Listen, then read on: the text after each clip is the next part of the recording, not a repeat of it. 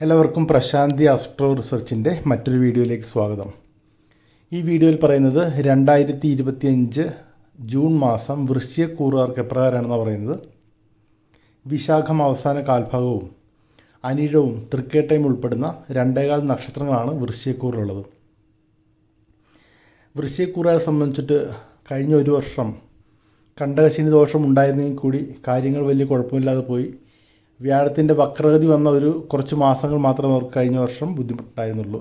വ്യാഴം 7ാം ഭാവത്തിൽ സഞ്ചരിച്ചുകൊണ്ട് ജന്മരാശിയെ വീക്ഷിക്കുന്ന ഒരു വർഷമാണ് അവരെ സംബന്ധിച്ച് മെയ് മാസം 14 കടന്നു പോകുന്നത്. 7ലെ വ്യാഴം വളരെ നല്ല ഫലങ്ങൾ തരുന്നൊരു സ്ഥിതിയാണ്. അത് ജന്മരാശിയിലേക്ക് വീക്ഷിക്കുമെന്നുള്ളതാണ് ഏറ്റവും വലിയ പ്രത്യേകത. കഴിഞ്ഞ ഒരു വർഷമായിട്ട് അവർക്ക് അവരുടെ പ്രവൃത്തികളിൽ പുരോഗതിയും കണ്ടകശനി ദോഷമുണ്ടെങ്കിൽ കൂടി പുരോഗതിയും സാമ്പത്തികമായ നേട്ടവും വിനോദയാത്രകളൊക്കെ നടത്താനുള്ള അവസരങ്ങളും പല അംഗീകാരങ്ങളും പുരസ്കാരങ്ങളൊക്കെ ലഭിക്കാനുള്ള സാഹചര്യങ്ങളും സാമ്പത്തികമായ അഭിവൃദ്ധിയും തൊഴിലഭിവൃദ്ധിയും കുടുംബത്തിലെ സമാധാനമൊക്കെ വന്നു കാണും. എങ്കിൽ പോലും കണ്ടകശനി ദോഷങ്ങളുണ്ട് ഇടയ്ക്കിടെ തടസ്സങ്ങളും അതുപോലെ തന്നെ വ്യാഴത്തിൻ്റെ വക്രഗതി വന്ന സമയങ്ങളിൽ അവർക്ക് കുറച്ചധികം രൂക്ഷമായ ഫലങ്ങളൊക്കെ അനുഭവത്തിൽ വന്നു കാണും. എങ്കിൽ പോലും പൊതുവിൽ നല്ലൊരു കാലം തന്നെയായിരുന്നു അവരെ സംബന്ധിച്ചിട്ട് കഴിഞ്ഞ ഒരു വർഷക്കാലം. എന്നാൽ മെയ് മാസം 14-ാം തീയതി വ്യാഴം രാശി മാറുന്നത് ഇവരുടെ 8ാം ഭാവത്തിലേക്കാണ്. അതോടൊപ്പം തന്നെ മാർച്ച് 29-ന് ശനി കണ്ടകഭാവത്തിൽ നിന്ന് 5ാം ഭാവത്തിലേക്ക് മാറിക്കഴിഞ്ഞു. അതിൻ്റെ ഫലങ്ങളും ഈ മെയ് അവസാനം ജൂണോടുകൂടിയാണ് ആരംഭിച്ചു തുടങ്ങുന്നത്. വ്യാഴം മെയ് 14 രാശി മാറിയെങ്കിലും വ്യാഴത്തിൻ്റെയും പൂർണ്ണ ഫലങ്ങൾ ഈ മാസം മുതൽക്ക് ലഭിച്ചു തുടങ്ങും. അപ്പം മനസ്ഥാനമായിട്ടുള്ള 5ലെ ശനിയുടെ സ്ഥിതി മനസ്സിനല്പം പ്രയാസം ഉണ്ടാക്കുന്ന കാര്യങ്ങൾ സംഭവിക്കുന്നൊരു അവസ്ഥ ഉണ്ടാക്കിയേക്കാം. മനസ്സിന് ബുദ്ധിമുട്ടുണ്ടാക്കുന്ന കാര്യങ്ങൾ സംഭവിച്ചേക്കാം. മനസ്സിന് ഒരു ബുദ്ധിമുട്ട് വരാനുള്ള സാധ്യതകളുണ്ട്. അപ്പോൾ അങ്ങനെ ഒരു അവസ്ഥ അവിടെ നിൽക്കെ തന്നെ വ്യാഴം 8ാം ഭാവത്തിലേക്ക് മാറുമ്പോൾ അല്പം മോശമായൊരു അവസ്ഥയിലേക്കാണ് ഈ രാശിക്കാർ കിടക്കുന്നത്. അപ്പോൾ ഏതൊരു മോശം സമയത്തിലേക്ക് കിടക്കുമ്പോഴും നമ്മൾ അതിനെപ്പറ്റി അറിയാതിരിക്കുന്നത് നല്ലത്.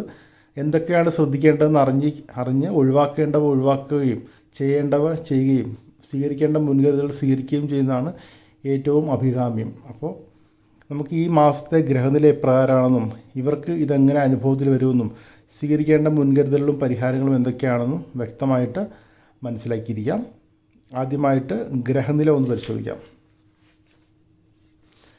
ഗ്രഹനില പരിശോധിക്കുമ്പോൾ മേടം രാശിയിൽ ശുക്രൻ, ഇടവത്തിൽ സൂര്യനും ബുധനും. ഇടവം രാശിയിൽ നിന്ന് സൂര്യൻ ജൂൺ മാസം 15-ാം തീയതിയും ബുധൻ ജൂൺ മാസം 6-ാം തീയതി മിഥുനൻ രാശിയിലേക്ക് സംക്രമിക്കുന്നു. മിഥുനത്തിൽ വ്യാഴമുണ്ട്. അപ്പോൾ ജൂൺ മാസം പകുതിക്ക് ശേഷം വ്യാഴവും സൂര്യനും ബുധനും മിഥുനം രാശിയിലുണ്ടാവും. അടുത്ത രാശിയായിട്ടുള്ള കർക്കിടകൻ രാശിയിൽ നീചസ്വനായിട്ട് ചൊവ്വ നിൽക്കുന്നു. ചൊവ്വ ആ രാശിയിൽ നിന്ന് ചിങ്ങം രാശിയിലേക്ക് ജൂൺ മാസം 7-ാം തീയതി സംക്രമിക്കുന്നു. ചിങ്ങം രാശിയിൽ കേതുവുമുണ്ട്. കുംഭത്തിൽ രാഹു, മീനത്തിൽ ശനി. ഇതാണ് ഗ്രഹസ്ഥിതി. ഇതിനടിസ്ഥാനമാക്കി നമുക്ക് വൃശ്ചികൻ രാശിക്കാരുടെ മറ്റ് ഗ്രഹസ്ഥിതികൾ എപ്രകാരമാണെന്ന് പരിശോധിക്കാം.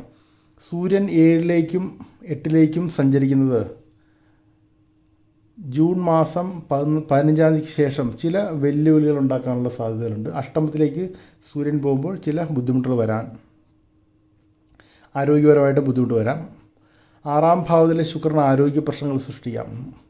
ആരോഗ്യപരമായ അരിഷ്ടതകൾ, ആരോഗ്യപരമായിട്ടുള്ള ബുദ്ധിമുട്ടുകളൊക്കെ 6ാം ഭാവത്തിൽ നിൽക്കുന്ന ശുക്രൻ, മേടൻ രാശിയിൽ നിൽക്കുന്ന ശുക്രനെ കൊണ്ട് അങ്ങനെയുള്ള ബുദ്ധിമുട്ടുകൾ ഉണ്ടാകാനുള്ള സാധ്യതകളുണ്ട്.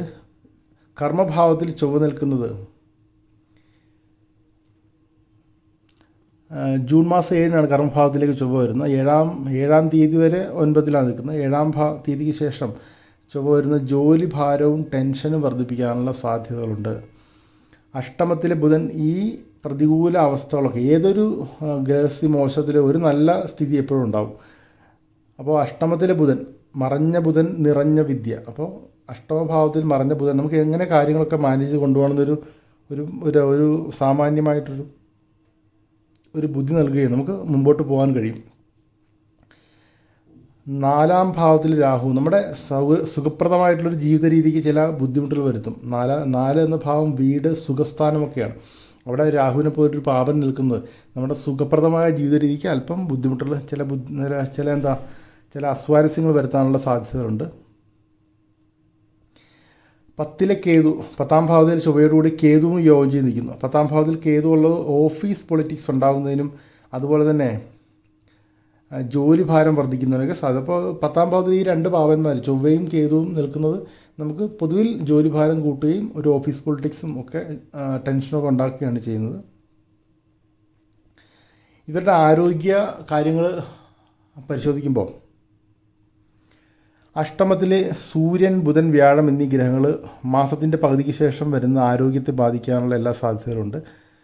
കോൾഡ്, ഫീവർ, അതുപോലെ തന്നെ അലർജിക് ഇൻഫെക്ഷൻസ്, തലവേദന, അങ്ങനെയൊക്കെയുള്ള കാര്യങ്ങൾ, പിന്നെ വൈറൽ ഇൻഫെക്ഷൻസ് ഒക്കെ വരാനുള്ള സാധ്യതകളുണ്ട്. വളരെയധികം ശ്രദ്ധിക്കുക.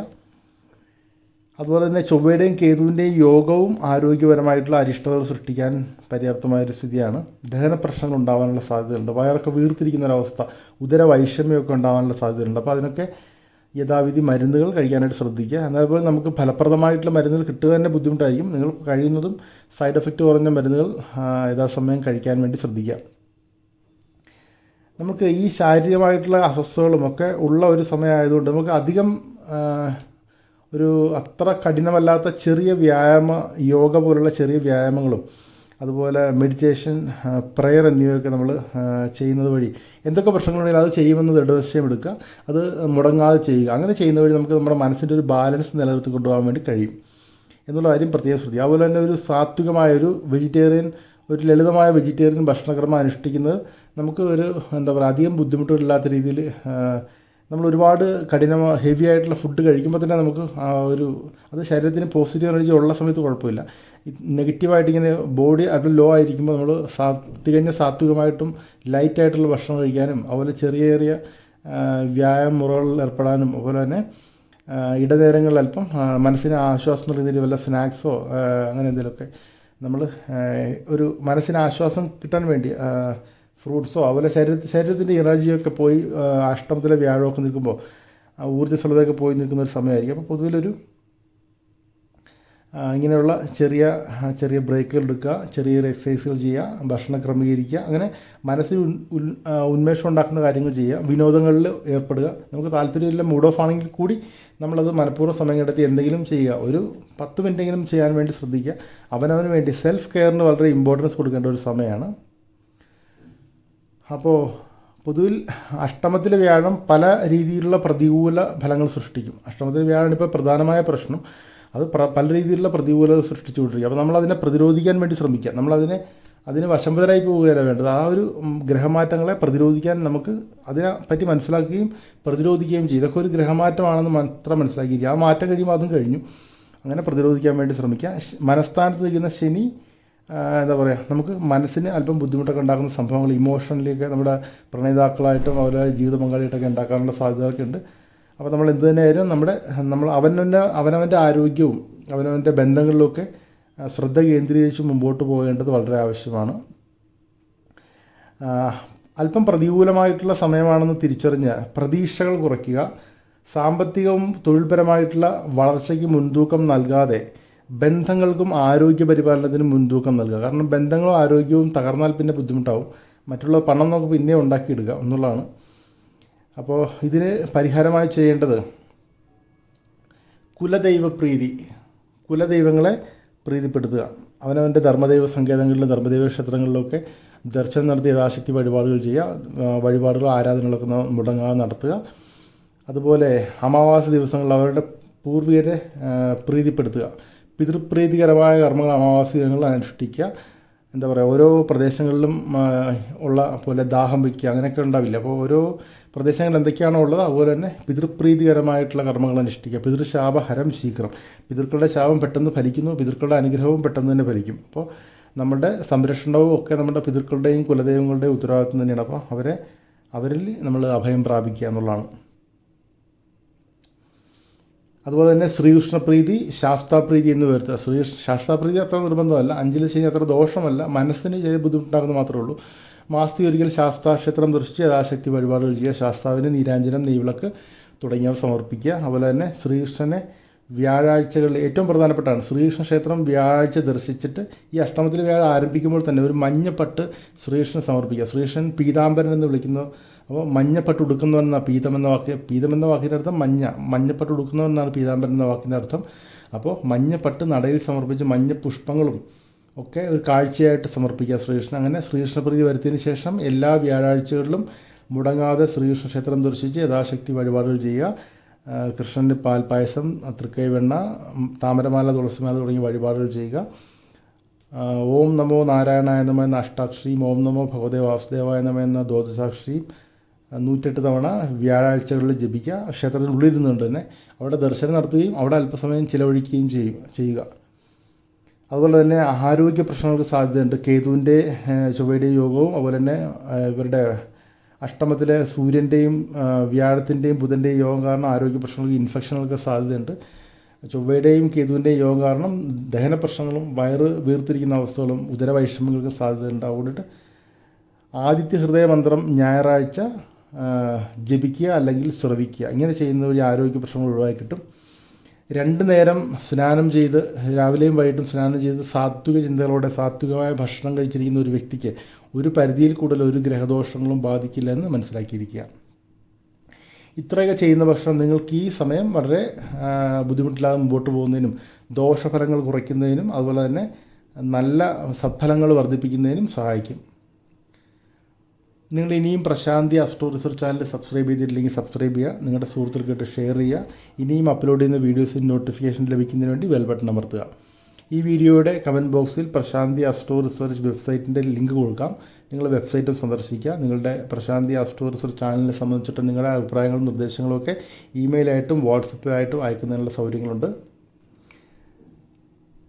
അതുപോലെ തന്നെ ജാതകത്തിൽ മോശം ദശാപഹാരങ്ങൾ നടക്കുന്ന വ്യക്തികൾക്ക് അതുപോലെ തന്നെ അഷ്ടമാധിപൻ്റെ ദശാസന്ധി ഒക്കെ നടക്കുന്ന ആൾക്കാർക്ക് ഇത് ചാരഫലങ്ങളാണ് പറഞ്ഞത്.